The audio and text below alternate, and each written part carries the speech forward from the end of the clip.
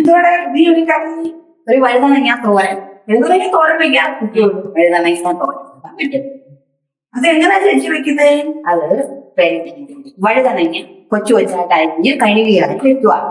എന്നിട്ട് കടുവറുത്ത് ഇത് അതിനകത്ത് തട്ടിയിട്ട് പിന്നെ കടുവറക്കുന്ന നമ്മൾ സാധാ കടുവറക്കുന്നല്ലേ കടുവറുത്ത് വെളിച്ചെണ്ണ കുറച്ച് മതി ഒഴിച്ച് പിന്നെ ഇത് തട്ടിയിട്ട് ഒന്ന് ഉപ്പുമൊക്കെ ഇട്ട് ഒന്ന് തട്ടിപ്പൊത്തി അടച്ചു വെക്കുക.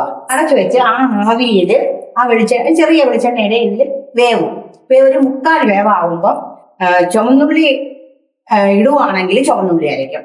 അതല്ലെങ്കിൽ വെളുത്തുള്ളി ജീരകം തേങ്ങ മഞ്ഞൾപ്പൊടി ശകലം മുളക് പൊടി പിന്നെ വെളുത്തുള്ളി ജീരകം ഇതരച്ച് ഇതിനകത്ത് ഇട്ട് വീണ്ടും ഒന്ന് അടച്ചു വയ്ക്കുക. ഒരു 5 മിനിറ്റ് ഇങ്ങനെ വെച്ച് കഴിഞ്ഞാൽ സൂപ്പറായിട്ട് അത് ശരിയാകും.